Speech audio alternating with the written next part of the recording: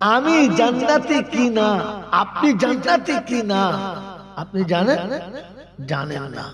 কিন্তু আপনাকে জানার একটা রাস্তা ছিল, আপনি সেই রাস্তা পর্যন্ত গেলেন না।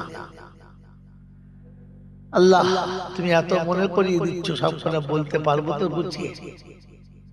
তুমি বলিয়ে নিও, কারণ আমার মনে থাকা সম্ভব নয়, তোমার সব মনে আছে। মেরে মহতম দোস্তর বুজুর্গ, মেরে মহতম দোস্তর বুজুর্গ, যে আমার জানার একটা ওষুধ ছিল। সেটা কি? সেটা কি? যে আমাকে দেখে জান্নাতি মনে হবে। মেরে মহতম দোস্তর বুজুর্গ, একটা ভাঁড় মুখটা ঢাকা আছে, মুখটা ঢাকা আছে। এখন ভাঁড়ের ভেতরে কি আছে উপর থেকে কিচ্ছু বোঝা যদি বলে যায় না। কিন্তু ভাঁড়ের মুখে যদি মালাটা সরিয়ে দেয় বা ঢাকনাটা সরিয়ে দেয়, এখন তো বোঝা যাবে যে কি আছে ওতে, হ্যাঁ না বলে?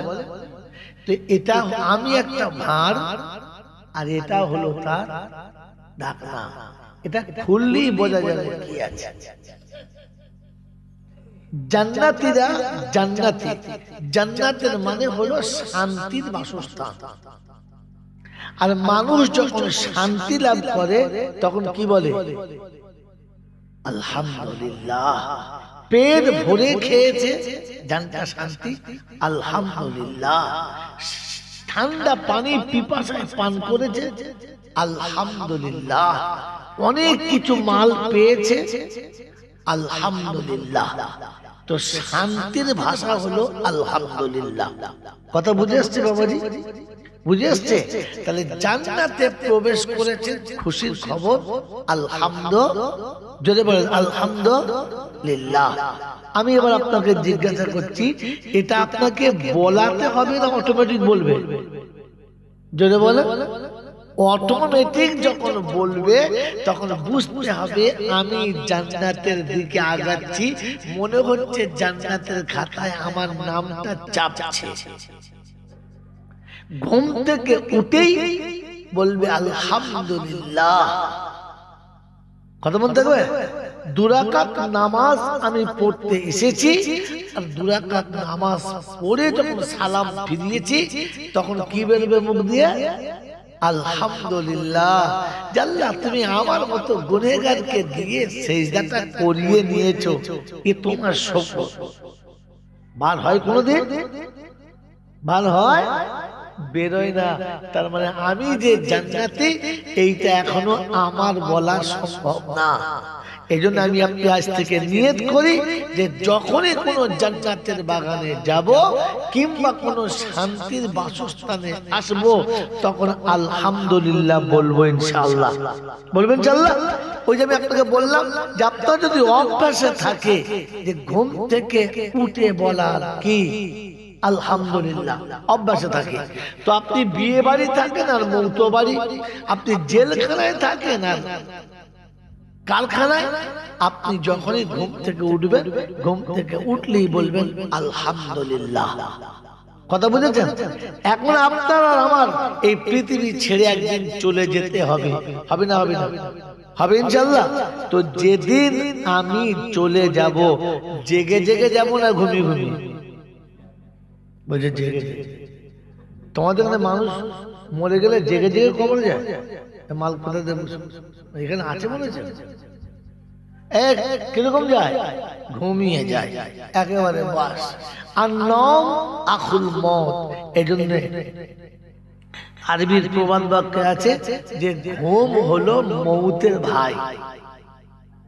এটাই নিঃশ্বাস চলে আর ওখানে নিঃশ্বাস নাই, বাকি দুটো সমান সমান। হ্যাঁ না বলে? এবারে মাইয়ের যখন কবরে যাবে আর তার যখন ফেরেশতা সওয়াল জবাব করবে, ঘুমিয়ে ঘুমিয়ে না জেগে উঠে? যদি বলে জেগে উঠবে। তো কবরে মাইয়ের যখন ঘুম থেকে উঠবে তো উঠেই বলবে আলহামদুলিল্লাহ। তো ফেরেশতা বলবে তাহলে ঘুম আমি চলে যাচ্ছি, আর কি করবো? উত্তর সব হয়ে গেছে। ওই তিনটে প্রশ্ন হবে না, উত্তর সব হয়ে গেছে এক আলহামদুলিল্লাহ। ঘুম থেকে উঠেই যখন বলবে আলহামদুলিল্লাহ, তো আল্লাহ বলে ফেরেশতা বেকার ঝামেলা করিস না, পালা।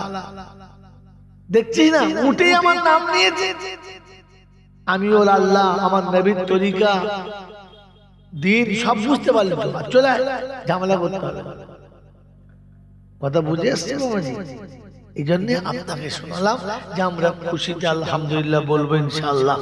তো এটা জান্নাতের বাগানে বসে আছি ফেরেশতাদের সাথে, আল্লাহ সব কিছু দেখছে।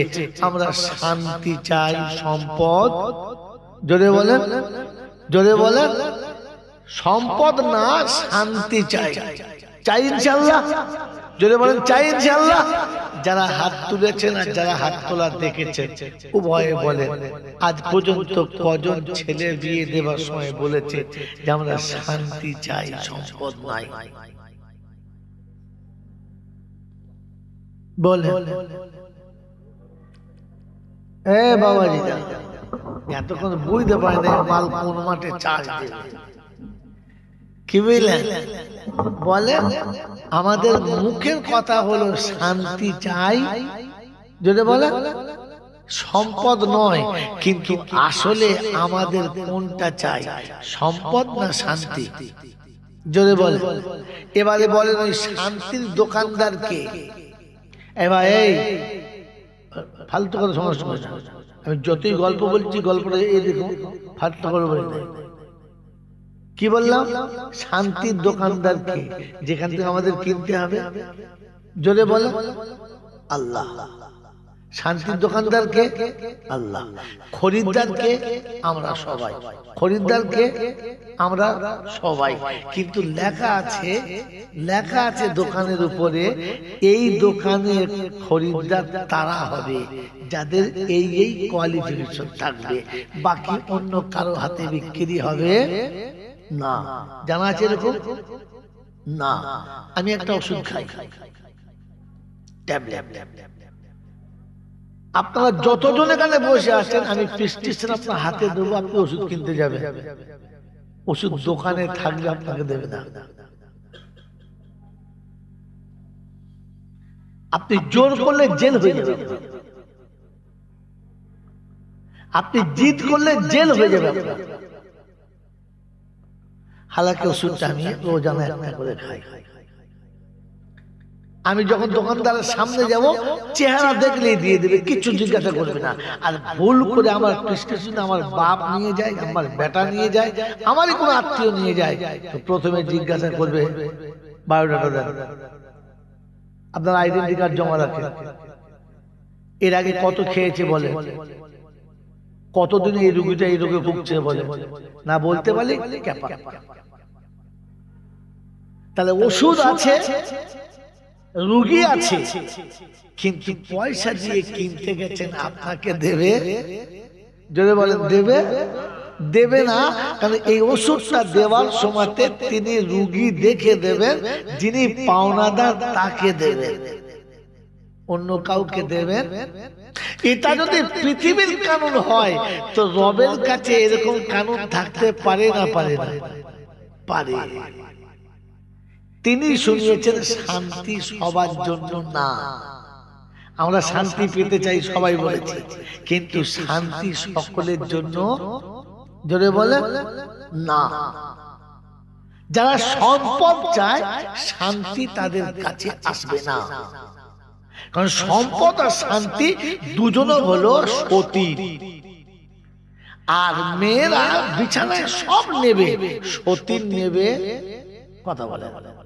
কারণ জ্বলন জানে মাঝখানে স্বামী আর দুদিকে সতী, তো স্বামীর বুঝতে হবে তোর আজকেই শেষ দিন, ছিঁড়ে মেরে দেবে। এই জন্য মেরে মোহতম দোস্তর বুজুর্গ, আপনার আমার অবস্থা এই যে ছেঁড়াছেঁড়ি চলছে,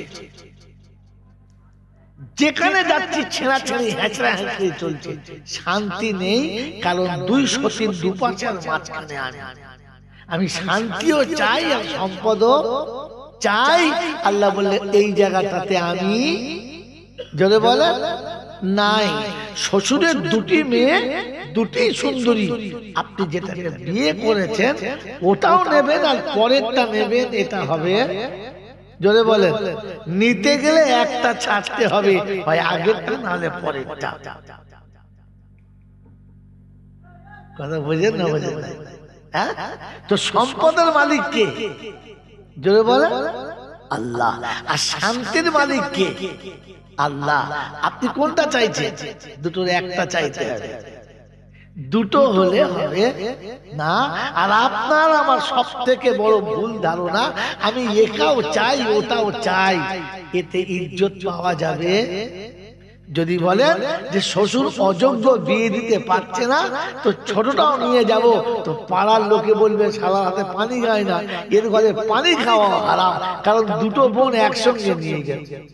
ভাই আমি একটা উপকার করলাম, শ্বশুর বিয়ে দিতে পারে না, মেয়েটা এমনি থাকবে, আমি ক্ষতি কি? কথা বোঝেন নাই? আপনি যদি মনে করেন বুদ্ধিমান, তো দুনিয়ার লোকে বলবে পাক্কা হনুমান, জানোয়ার কিচ্ছু জানে না, এই দুটো এক জায়গায় যেতে পারে। আল্লাহ পাক লিল্লাহি মা ফিস সামাওয়াতি ওয়া মা ফিল আরদি, জমিনে যা কিছু আছে তার মালিক আমি, আসমানে যা কিছু আছে তার মালিক আমি। কুলিল্লাহুম্মা মালিকাল মুলকি তুতিল মুলকা মান তাশা ওয়া তুইজ্জু মান তাশা ওয়া তুযিল্লু মান তাশা বিয়াদিকাল খায়র। আমি কুল কায়নাতের মালিক, আমি যাকে ইচ্ছা দিতে পারি, যার কাছ থেকে ইচ্ছা কেড়ে নিতে পারি। তাহলে বোঝা গেল সম্পদের মালিককে আল্লাহ। কাকে দেবে কেউ জানে না, তার ইচ্ছা যাবে যাকে দেবে, যার ইচ্ছা যাবে দেবে না। বলে রব্বুল আলামিন শান্তি কোথায়? তো শোনাচ্ছে হুয়াল্লাযী আরসালা হুয়াল্লাযী আনজালাস সাকিনাতা ফি কুলুবিল মুমিনিন লিয়াজদাদু ঈমানাম মা ঈমানিহিম ওয়ালিল্লাহি জুনুদুস সামাওয়াতি ওয়াল আরদ ওয়া কানাল্লাহু আলীমান হাকীমা। হাকিম ভাই তোমার ডাক চলছে। এটা আব্দুল হাকিম সাহেব এরকম মাদ্রাসার জিম্মেদার, এই জন্য হাকিম সাহেবের নাম দিয়ে শুরু করেছে। কারণ নাম দিয়ে শুরু না করলে বলবো আমার নামটা বললে কি বুঝলে? কথা বলছেন না? এখন সবাই চায় যে আমার নামটা হয়, কি চায় না? কি বলে চায় না? চায় না? হ্যাঁ, এখন নতুন ইমাম রেখে নতুন ইমাম রাখবে, ইমাম ঠিক করছে। ইমাম এসছে, সেই ইমাম এসে বুঝলেন এমন সুদের বায়ান করেছে, মোহতারি বলছে এই সালাল ভাত খায় তার, আমি একটু সুদের ব্যবসা করে দেবো, সুদের বায়ান করতাম, এই ইমাম চলবে না, তাড়িয়ে তা সে এরপর যখন যাবো সুদের বায়ান করবো না। ঠিক আছে, আমার একটা মসজিদ খালি পেয়েছি, সেখানে গেছে জুমার দিন বায়ান করতে হবে, পর্দার বায়ান করেছে, সেটা ভালো বায়ান করা করেছে। খাওয়া দাওয়ার পরে ভাত ভাত খাই বলে আপনি বাড়ি যান, খবর দেবো। হুজুর এই হিমন হবে না? বলছে না হবে না, আমার মেয়েটা একটু বিউটি পার্লারে যায়, সারা কার কাছে শুনেছি আমার মেয়েটা বায়ান করে। তো কেশিয়ারের মেয়ে বিউটি পার্লারে যায়, অতএব পর্দার বায়ান করা যাবে না। আর মোতালিক সাহেবের সুদ খায়, ও বায়ান করা যদি বলে যাবে না। তো ইমাম সাহেবের বউ বলছে তোমার নসিবে চাকরি হবে না, তো বায়ান করা ছিঁড়ি তাল বুঝে করতে পারো না। ঠিক আছে, এইবার যেখানে চান্স পাই, 3 নম্বরে গোলাবাড়ি চান্স পাই। কোথায়? গোলাবাড়ি এসে দেখে বায়ান করে না, বলছে আমি বায়ানই করবো না, যা হয় কথা বুঝতে পারছেন? এখন বায়ান করবে না, ঠিক আছে, ভালো জিনিস। এখন এসে এখানকার চিন্তা করছে আজকে আর বায়ান করবো না, তবে এমন কোরআন শরীফটা পড়বো এত সুন্দর করে যে দেখবি লোকজন বলে হ্যাঁ এই ইমাম লাগবে। তা বায়ান জানা করে না, জুমার নামাজ খুতবাটা সুন্দর করে পড়েছে, আর সুন্দর করে খুতবা পড়ে চিন্তা করছে সুজাই আসেন দিয়ে শুরু করি। কি বুঝলেন? কথা বলছেন না বোঝেন না? এখন এই পাড়ার মোতোয়ালি আর কেশিয়ারের দুজনের ফাটাফাটি চলছে। কেশিয়ার একরকম ঘুমাল, মোতোয়ালি একরকম। বেশ ভালো। ইমাম সাহেব কেন শুরু করেছে ইয়াসিন ওয়াল কুরআনিল হাকীম।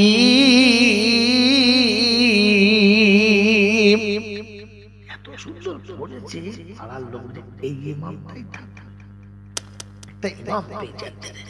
নামাজ টামাজ হয়ে গেছে, সবাই খাতে জমজম খাইয়েছে। বলছে হুজুর আপনার ফাইনাল। ঠিক আছে ঠিক আছে। কিন্তু 3 দিন বাদে খবর নিচ্ছে হুজুর যাবো, বলে না আসতে হবে না। কেন? বলছে কেশিয়া রেগে বোম হয়ে গেছে। বলছে কি অপরাধ? বলে মোতোয়ালির বাপের নাম ইয়াসিন আর ওর নাম হাকিম, ওই দুই শালার নামে আমার নামে বলো না, তোমার চাকরি যাবে। যেখানে আপনি যাবেন একটু তার নামে পড়তে হবে, তা না হলে ধরে বলে হবে না। এই হাকিম ভাইয়ের নামে একটু পড়লো, যদি নামাজ হয়ে যায় আগে থেকে নিয়ে নিল। বাবাজিরা, সোনার লালেরা, জ্ঞানী জ্ঞানীরা, শুধু মানুষেরা অবস্থা এমন চলছে কি কিছু জানে না, কিন্তু মোড়ের মাথায় বুকে হাত বেঁধে এমন ভাব নেবে মনে হবে যদি এই সব বোঝে আর কেউ যদি বলে বোঝে না। আল্লাহ পাক যে কথা শোনাতে চাইছিল আমি এখান থেকে শুরু করেছি, যে আল্লাহ পাক আপনাকে আমাকে দান করুক, আমরা সবাই শান্তি চাচ্ছি। কি চাচ্ছি? তো আল্লাহ পাক বলেন হুয়াল্লাযী আনজালা সাকিনাতা ফি কুলুবিল মুমিনিন। এই জায়গার নাম কি? বুদুখালী। বুদুখালীর লোক কি আছে? হাত তোলে। আল্লাহ খারাপ বলবো না, ভালো কথা বলবো। হাফ হলেও আছে 24 পারায় সূরা ফাতিহার 4 নম্বর আয়াতে, মানে একদম শুরুর দিকে শুনেছি হুয়াল্লাযী আনজালাস সাকিনাতা ফি কুলুবিল মুমিনিন। আমি শান্তি নামক ঔষধটা শুধু মুমিনের হাতে বিক্রি করি। আমার শান্তি শুধু মুমিন পাবে, তার হৃদয়ে শান্তি মুমিন পাবে, আর কেউ কোনোদিন পাবে বলে আশা করবে না। কারণ শান্তির চাবিকাঠি আমার কাছে, আমি মুমিনকে তা দান করি, অন্য কাউকে করি না। অবাবজিরা, সোনারা, লালেরা, জ্ঞানী জনেরা, বুদ্ধিজীবীরা, আমার আল্লাহওয়ালা ভাইয়েরা, শান্তি পাবার আশা আছে? হ্যাঁ না বলেন? প্রথম মুমিন হতে হবে। প্রথম কি হতে হবে? মুমিন হতে হবে। রাসূলকে জিজ্ঞাসা করা, রাসূল মুমিনের নমুনা কি হবে? মুমিনের কিরকম চরিত্র হবে? মুমিন কারা, কি করে বুঝতে পারা যাবে? তো রাসূল শুনিয়েছেন প্রথমেই, এটা কোরআনেও আছে হাদিসেও আছে, 2 জায়গাতে রয়েছে। একে হাদিসে কুদসি বলে। মুসলমানের ছেলে যার শব্দটা হাদিস আর কোরআনের সমপরিমাণ হয়, ওকে হাদিসে কুদসি বলে। শুনে রেখে দিন, ওয়ামা আতাকুমুর রাসূলু ফাখুযুহু ওয়ামা নাহাকুম আনহু ফান্তাহু। এটাও হাদিসে কুদসি, এটা হাদিসেও আছে, কোরআনেও আছে। এরকম এটা হলো জান্নুল মুমিনিনা খায়রা, মুমিনের প্রতি ধারণা ভালো রাখো।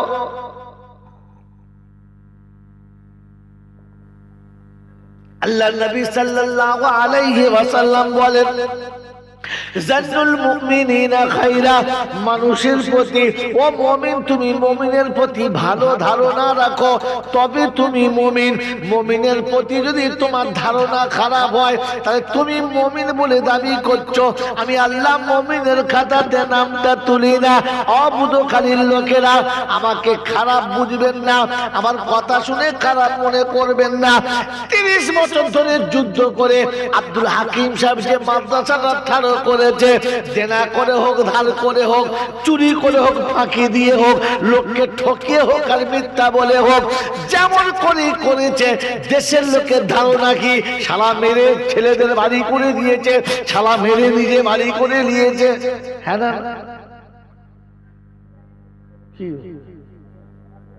হ্যাঁ, দেশের লোককে জিজ্ঞাসা করো, আব্দুল হাকিম শালা চোর, চোর, 1 টাকাও দেয় না। বাবাজি, খোদা তোমাকে চাই নাই, তাই তুমি মুরগির দরবার করেছো।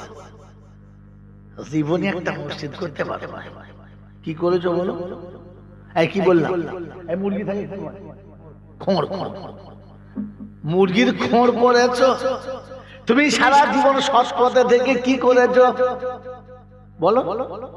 মুরগির খোঁড় করেছো। মুরগির হাগার জ্ঞান আছে? হ্যাঁ, কথা বলে দেখা, হাগার জ্ঞান আছে না? তোমার যে কোটা বাঁদর তৈরি করেছো হাগার জ্ঞান আছে? কিসের কিসের ঘর করেছো? ও 3 তলা করো আর 6 তলা, ওরে পাকা হোক আর ফাঁকা, ওগুলো মুরগির দরবার করেছো।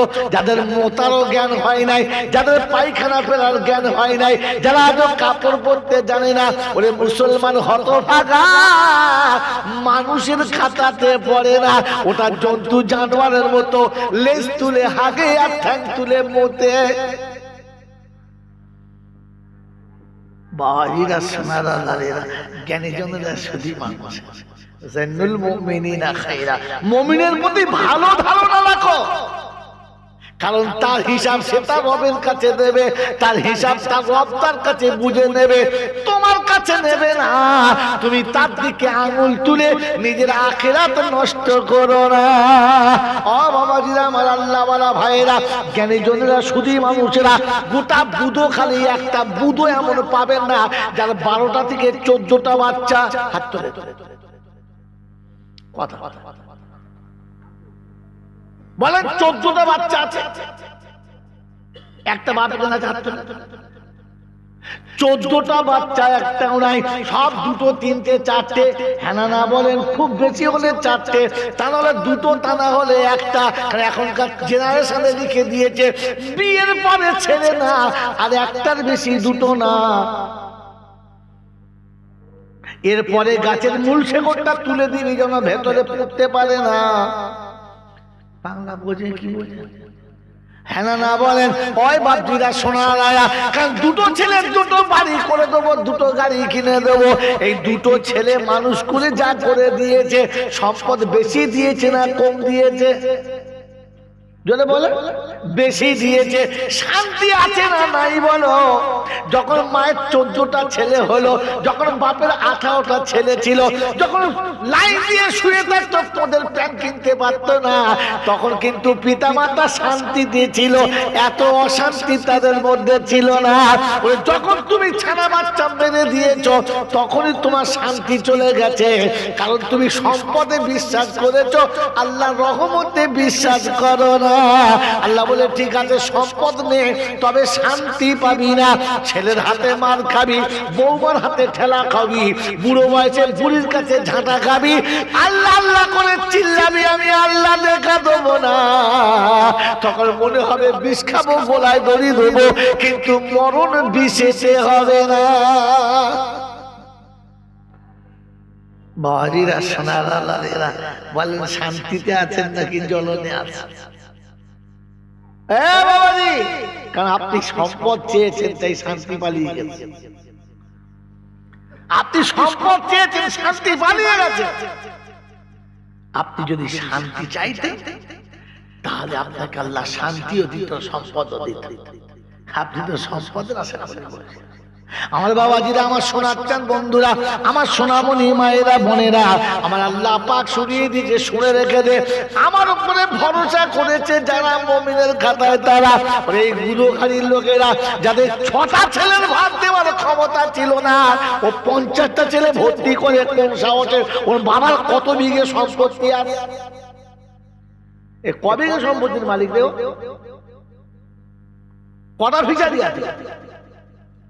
এই 50টা ছেলেকে ও যে খাওয়ায়, চুরি করে হলে এনে খাওয়ায় তো।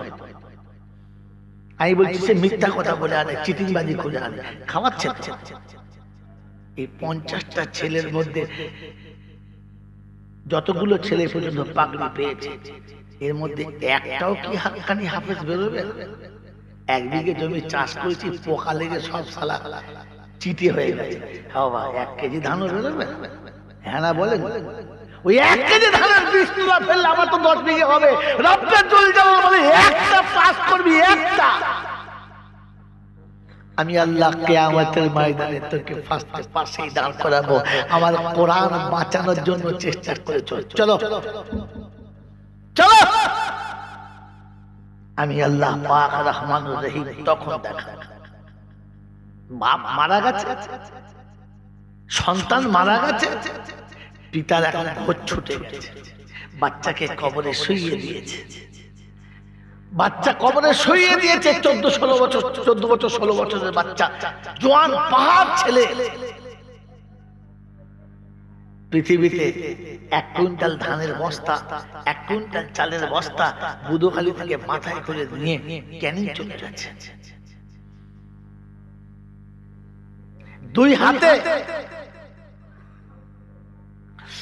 হাতে 40 কেজি করে 80 কেজি মাল সাইকেলে দুদিকে ঝুলিয়ে নিয়ে চলে গেছে। কষ্ট হয় নাই, কিন্তু 50 কেজি ওজনের বাচ্চার লাশ যখন খাটে শুয়ে গেছে আর বাপ যখন কাঁধে তুলেছে, তখন মনে হয়েছে সারা পৃথিবীর ওজন আমার কাঁধে পড়েছে গেছে। কারণ পিতার কাঁধের উপরে পুত্রের লাশ সব থেকে বেশি ভারী। ও কাফনের কাপড় পরায় আর বলে, আব্বা আমার শখ ছিল তোর হাতে জামা পরার, আমাকেই পরাতে হলো। বেঁচে থাকতে আমি জামা কিনে পরিয়ে দিয়েছি, মরার পরে আমাকেই জামা পরাতে হলো। তুই এত তাড়াতাড়ি চলে যাবি এই আশা আমি করি নাই। বাচ্চাকে কাঁধে করে নিয়ে বাপ যাচ্ছে। ওই বাপকে জিজ্ঞাসা করো, পায়ের তোলার জমিন অটোমেটিক সরে যায় আর বাপ কবরস্থানের দিকে যায়। লাশটা কবরে নামিয়েছে, মুখের কাপড়টা খুলেছে আর বাপ বেটার মুখের দিকে তাকিয়ে বলছে, আব্বা ভাই খাস না, ঘাবড়াস না, আমি খুব তাড়াতাড়ি আসছি, তুই ভয় খাস না, আমি আসছি। বাচ্চা শুয়ে গেছে, উপর থেকে লোক ডাকছে, উঠে আয়, কতক্ষণ বসবি? বাচ্চার মুখের দিকে তাকিয়ে কতক্ষণ থাকতে, উঠে আয়, উঠে আয়। উপরে তুলে নিয়েছে, একটার পর একটা বাঁশ সাজাচ্ছে আর বাপ বেটার মুখের দিকে অধীরে তাকিয়ে আছে। আব্বা, গোটা কবরটা বাঁশে ঢাকা হয়ে গেছে, মাটি দিয়ে সবাই চলে যাচ্ছে, সবাই চলে যাচ্ছে। আজ আপনাদের বলে দিয়ে যাচ্ছি, শয়তান চেনার রাস্তা। যখন মাটি হবে আর মাটি দেবে না, চোখ দিয়ে পানি পড়বে, তখন কিছু দেখবেন স্পেশাল শয়তান আছে, আপনার হাতটা ধরে খুব করুণ স্বরে বলবে, উঠে আয়, ছেলের কবরের কাছে কাঁদিস না, কষ্ট হবে। তখন জানবে এটাই হচ্ছে আসল শয়তান। তখন আস্তাগফিরুল্লাহ মনে মনে পড়বেন আর দোয়া করবেন, আল্লাহ এই শয়তানকে এখান থেকে সরাও। কারণ সন্তানের মুখে যখন মাটি পড়ছে আর বাপের চোখে পানি পড়ছে, রহমতের ফেরেশতারা প্রত্যেকটি ফোঁটাকে হিসাব রাখছে আর জমা করছে। এই সময় শয়তান এসে দরদ দেখাচ্ছে, আয় কাঁদিস না, বাচ্চা কবরের কাছে কাঁদিস না। তখন বুঝবে এক খবিশ একদম বেজম্মা খবিশ, হারামি খবিশ এসেছে। বুঝেছেন? উঠবেন না, কথা শুনছেন। মাটি দেওয়া হয়ে গেছে, সবাই চলে যাচ্ছে, গোটা কবরস্থান ফাঁকা হয়ে গেছে, আপনি একা বসে আছেন। ঠিক তখনই দেখবেন আর একবার আসে, চান্স নেবে শয়তান। চল, কতক্ষণ আর বসে থাকবি? তুই যতক্ষণ বসে থাকবি তোর বাচ্চার কষ্ট হবে না। মিথ্যা কথা। সবাই কবরস্থান থেকে চলে গেছে, আপনি একা আছেন। তখন বেটার কবরের উপরে আর একবার হাতটা বুলিয়ে দেন। যখন হাতটা বুলাবেন তখন চোখ ফাটতে বাধ্য, হৃদয় ফাটতে বাধ্য, চোখের কোণে পানি আসতে বাধ্য।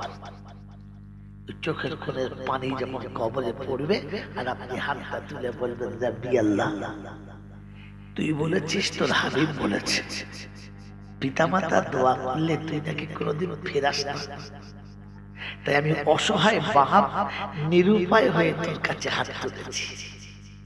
রাব্বি আল্লাহ, আমি অসহায় পিতা নিরুপায় হয়ে তোর কাছে হাত তুলেছি।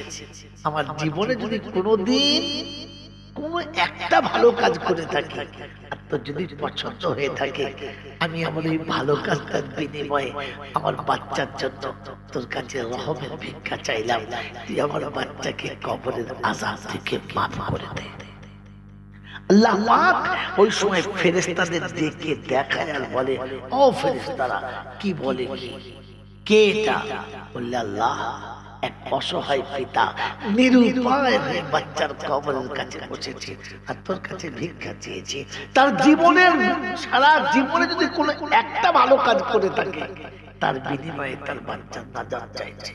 তো লাখ শোনাচ্ছে ফেরেশতা, ও তো একটাই মাত্র ভালো কাজ ছিল সেটাও দিয়ে দিয়েছে। বললে হ্যাঁ, কারণ আল্লাহ সন্তানকে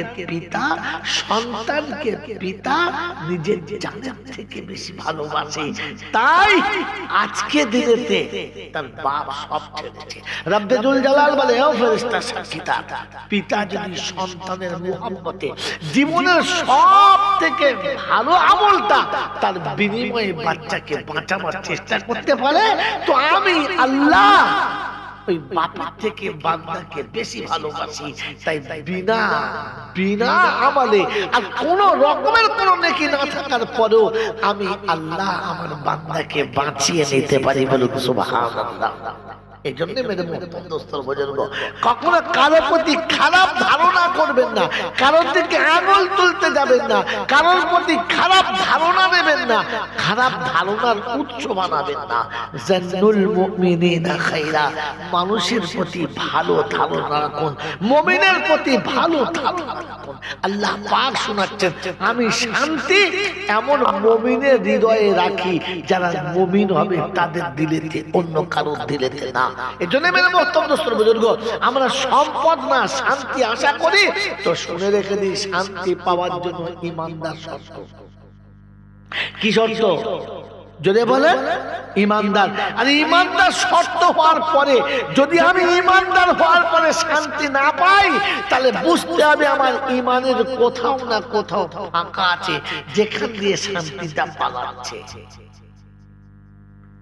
কথা বোঝেন কি বোঝেন?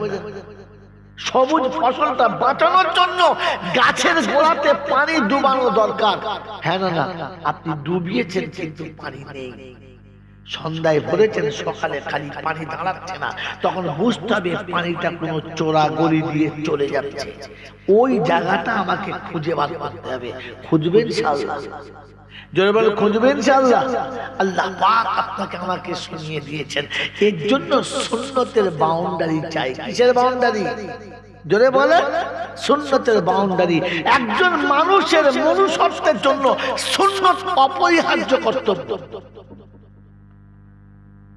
পুরুষের পোশাক আলাদা, নারীর পোশাক যদি বলে আলাদা।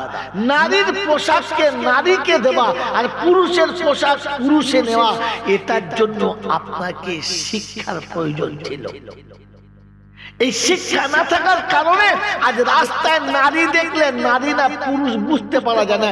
একটু আগেই আমি একটা মেয়েকে তো ধাক্কা মেরেই দিয়েছিলাম, এই মনে করে যে একটা পুরুষ মানুষ, আমি বলতে গেলাম সরে যাও, হাত মেরে দিয়েছি, কিন্তু জাস্ট গায়ে লাগার একটু আগেই তাকিয়ে দেখলাম যাকে হাত দিয়ে ভাই বলে সরাতে যাচ্ছি ওটা ভাই নয়, ভাবি। এই অপদস্থের আসল কারণ কি? যদি বলে আমি সেই শিক্ষাটা পাই নাই। যে শিক্ষা পেলে নারীকে নারীর পোশাক ফিরিয়ে দেয়, পুরুষকে পুরুষের পোশাক ফিরিয়ে দেয়, নারীর নারীত্ব ফিরিয়ে দেয়, পুরুষের পুরুষত্ব ফিরিয়ে দেয়, আমরা দুর্ভাগ্য যে আমরা সেই শিক্ষাটাই পাই নাই। সেই শিক্ষা থেকে বঞ্চিত। পৃথিবীর বুকেতে এমন কোন জায়গা আপনি পাবেন না যেখানে নারীকে নারীত্বের পোশাক শেখায় আর পুরুষের পুরুষত্ব শেখায়, শুধু অনলি ফর মাদ্রাসা। যে ইলম শিখলে আপনার পোশাকটা পুরুষের মতো হতো, নারীর মতো না। যেখানে ইলম শিখলে আপনার মা বোনের পোশাকটা মা বোনের মতো হতো, কোন বাপ ভাইয়ের মতো না। পৃথিবীর যত কলেজ, ইউনিভার্সিটি, উচ্চ শিক্ষালয় আছে, এখানে নারী আর পুরুষের পোশাকের তেমন একটা তফাৎ নেই। হ্যাঁ না না বলে যেখানে যাওয়ার পরে নারী নিজেকে নারী ভাবে না, পুরুষ নিজেকে পুরুষত্ব দেখাতে পারে না, কারণ দুজন মিলেমিশে পুরো হিজড়ে হয়ে গেছে। মেরে মোহতরম দোস্তর বুজুর্গ, এখনো আপনি মাদ্রাসায় যান, পুরুষের পোশাক দেখলে বোঝা যাবে কতটা, আর নারীর পোশাক কতটা আপনি বুঝতে পারবেন। একজন মানুষ কেমন খাবে, এমন একজন মানুষ কেমন খাবে, এটা পর্যন্ত পৃথিবীর কোন কলেজে শিক্ষা নাই। যার যেমন মন যাবে তেমন খাবে, যেখানে মন যাবে সেখানে খাবে, যে অবস্থায় মন যাবে সেখানে খাবে। হ্যাঁ না না বলে, এখনো যদি মনুষ্যত্বের মতো খাওয়াবার কোন নিয়ম শেখানো থাকে, সেই শিক্ষা থেকে আমরা বঞ্চিত। সে শিক্ষা হলো দ্বীনি শিক্ষা, সে শিক্ষা ছিল কোরআনের শিক্ষা। মেরে মোহতরম দোস্তর বুজুর্গ, আল্লাহওয়ালা ভাইরা, একটা নমুনা বলে দিচ্ছি শুনলেন। আমাদের দেশের এই অধঃপতনের কারণ, কোন মেয়ের বিবাহ হলো, আর বিবাহের পর দেখলে ছেলেটা যা মনে করেছিলাম তা না, বর মনে করে দিয়েছিলাম কিন্তু বাঁদরের গোলায় তুলে দিয়েছি। তো মেয়েটাকে আমরা কি বলে বুঝাই? চিন্তা করি না মা, ধৈর্য ধর, সবর কর, একদিন আল্লাহ দেবে তোর ওই স্বামী ভালো হবে আর তোর কপালে সুখ হবে। বলি না বলি না? জোরে বলে কি বাবা, বলি কি বলি না? কিন্তু দুর্ভাগ্য হলো বিয়ের পরে যদি দেখে মেয়েটা ভালো না, তখন কি বলে? দুর্গ দুর্গ তাই আবার কবি দেবো। বলে না বলে না? কি করে বললেন আপনি? আপনার মেয়েকে আপনি বুঝালেন যে ছেলে যত খারাপ হোক তুই ধৈর্য ধর, সবর কর, ওর সাথে থাক, একদিন ও ভালো হবে, তোর কপাল ভালো হবে। আর এটার বেলা কেন বললেন কালকে ভাবে তুলে দিয়ে ঝাড়া মেয়ে দূর করে দে, তাই দে গামাবি আমি কালকে, অমন বউ চাই না? কি করে বললেন আপনি? একবার ছেলেকে বুঝালেন না যে বাপ তোর তকদিরে ছিল, এটা হয়েছে, তুই তো সবর কর, ওকে একটু বুঝা, ও যা বলে ওর কথা একটু শোন, দেখ তুই একটু ওর হয়ে চল, দেখবি একদিন দুজনের সংসার আন্ডারস্ট্যান্ড হয়ে যাবে, আর দুজনের মধ্যে একটা ভালোবাসা পড়ে যাবে। বুঝছেন? উনি বলেছেন বলেছেন আপনি বসে বসে এক মুখে দুরকম ফয়সালা দিচ্ছেন, আর ফের আপনি শান্তির আশা করছেন। এই দুর্ভাগ্যের কারণ হচ্ছে আপনি ইলম থেকে বঞ্চিত, এই শিক্ষা থেকে বঞ্চিত। যেখানে শিখলে আপনার খাবারটা শেখানো হতো, কারণ সেখানে সুন্নতি ছিল। দস্তরখান বিছিয়ে খাবে, মাথা নিচু করে খাবে, মাথায় টুপি দিয়ে খাবে, খেতে খেতে দোয়া বলে খাবে, খাওয়া হয়ে গেলে দোয়া বলবে, প্লেটটা পরিষ্কার করে খাবে, গরু ছাগলের মতো খাবে না। আপনি এম.কম টমটম ঝমঝম যত বিদ্যা শিখেছেন, ওখানে আপনাকে গরুর মতো দাঁড়িয়ে খাবে, ছাগলের মতো চলতে চলতে খাবে, মুরগির মতো যেখানে খাবে সেখানে পেচ্ছাপ করে দেবে। হ্যাঁ না বলে না? আর পেচ্ছাপ করে ওইভাবে মুছে নেবে, জীবনের শরীর থেকে পাকড়া পাকড়া বুঝবে না। আমার আল্লাহওয়ালা ভাইরা, আমার অধঃপতনের কারণ হলো, আমার অশান্তির কারণ হলো যে আমি ওই শিক্ষা থেকে বঞ্চিত, যে শিক্ষাটা আমার পাওয়ার কথা ছিল। আপনি শিক্ষা থেকে দূরে সরে গেছেন। আমার আল্লাহওয়ালা ভাইরা, জ্ঞানীজন না সুদী মানুষরা, আমার সোনামণি মায়েরা বলে, আজ আমি আপনি অশান্তির দাবানলে এই জন্য চলছি যে শিক্ষা শেখার পরে ছোটদেরকে স্নেহের চোখে দেখে না, বড়দেরকে সম্মানের চোখে দেখে না, বরং নিজেরটাই খালি বোঝে, আর কারোরটা বোঝে না। আমার আল্লাহওয়ালা ভাইয়েরা, জ্ঞানীজন না সুদী মানুষেরা, আমার আপনার আফসোস করার কারণ একটাই, যে আমি ওই অরিজিনাল শিক্ষা থেকে বঞ্চিত। আমি ওই শিক্ষা থেকে বঞ্চিত, যে শিক্ষায় থাকলে আমাকে আমার রবের সঙ্গে পরিচয় করিয়ে দিত, আমার মালিকের সঙ্গে আমার পরিচয় হতো। ওই শিক্ষা থেকে আমি বঞ্চিত। এই শিক্ষা থেকে বঞ্চিত বলে বাপ বেটার কাছে লাঞ্ছিত, স্বামী বিবির কাছে লাঞ্ছিত, বড়রা ছোটদের কাছে লাঞ্ছিত, মাস্টাররা ছাত্রদের কাছে লাঞ্ছিত, ধনীরা গরিবদের কাছে লাঞ্ছিত। রাস্তাঘাটে যেখানে যাবে শুধু একে অপরকে লাঞ্ছনা ছাড়া সান্ত্বনা দেওয়ার কেউ নেই। এই জন্য মেরে মোহতরম দোস্ত বুজুর্গ, আল্লাহ পাক কিয়ার নবী বলেন, আল মুমিনু মিরআতুল মুমিনিন। মুমিন তুমি শান্তি পেতে চাচ্ছ তো প্রথম মুমিনের নমুনা হলো মুমিন আয়না আয়নার মতো হবে। একটা আয়না দেখে যেমন সামনের মানুষ বুঝে নেয় আমার কোথায় কোথায় দাগ আছে, যেমন আয়না দেখলে সামনের মানুষ বুঝে নেয় আমার মুখে আমার চেহারায় কোথায় কোথায় কালি লেগে আছে, নোংরা লেগে আছে। মুমিন যখন সামনে দাঁড়াবে আরেকজন বুঝে নেবে আমি মুসলমান আর মুমিন বলে দাবি করি, আমার মানায় না, কারণ আমার চেহারাটা আয়নায় দেখে মুমিন মনে হচ্ছে না। বাবাজিরা, সোনার আলাদা জ্ঞানীজনরা, বুদ্ধিজীবীরা, এই জন্য আপনাদের কাছে এতগুলো কথা আমি ঘুরিয়ে ঘুরিয়ে বলছিলাম যে যাতে করে আমার জীবনে শান্তির বাতাবরণ ফিরে আসে। আনবার চেষ্টা করবে ইনশাআল্লাহ, যদি আনবার চেষ্টা করবে ইনশাআল্লাহ।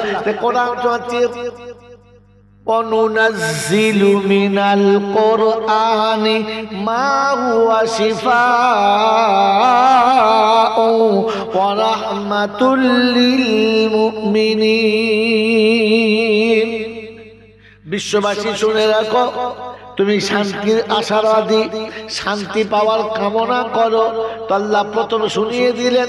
আমি শান্তির ধারাটা কোরআনে শোনাচ্ছি। প্রথম বলেছি মুমিনের দিলে যাবে, আর আমি কোরআন নাজিল করে বলেছি অনুনাজ্জিলু মিনাল কোরআনি মা হুয়া শিফাউ ওয়া রাহমাতুল লিল মুমিনিন। মুমিনের জন্য রহমত হলো কোরআন। ও মুসলমানের ছেলে, শুধু কোরআন শেখার জন্য না, মুমিনের জন্য রহমত, যেখানেই যাবে রহমত।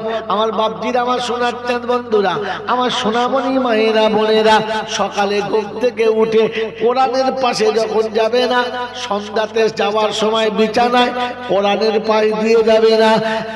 জীবনের শুরুতে কোরআন থাকবে না, জীবনের শেষে কোরআন থাকবে না, যৌবনে কোরআন থাকবে না, বার্ধক্যে কোরআন থাকবে না।